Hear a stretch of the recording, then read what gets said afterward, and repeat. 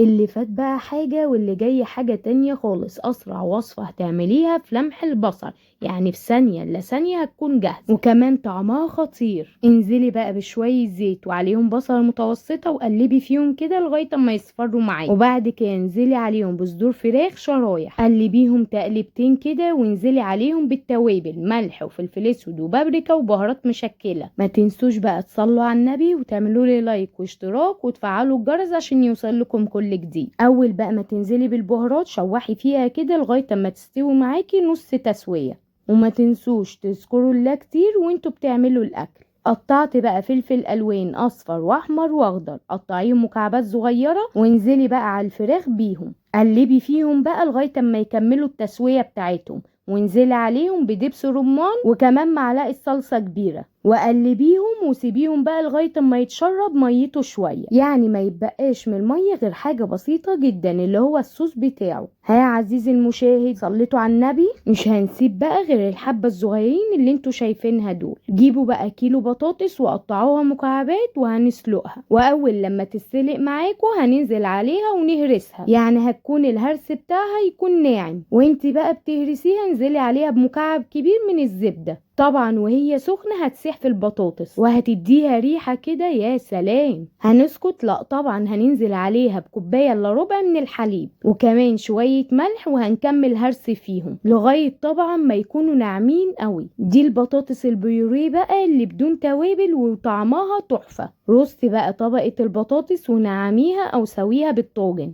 في اي طاجن بقى انت حباه، طاجن فخار او طاجن بايركس او حتى صينية، وبعد ما سويتيها انزلي عليها بقطع الفراخ اللي احنا عملناها بالتتبيلة المميزة، وكمان ما تنسيش الصوص اللي سيبناه في الاخر لانه هيدي طعم خطير. قولولي بقى في التعليقات، جربتوا تعملوا اكلة جديدة ومختلفة تجددوا بيها اكلاتكم وكانت النتيجة مبهرة وكانت خرافية؟ حطي بقى رشة الموتزاريلا ودي اختياري ودخليها الفرن، يا دوبك الموتزاريلا تسيح وخلاص على كده. بجد الأكلة دي أبهرتني، ومن جمال طعمها حبيت أعملها كوصفة أسبوعية. ما تنسوش بقى تكتبوا حاجة في التعليقات تقدروا عليها، وكمان هسيب لكم في صندوق الوصف قناة الحلويات.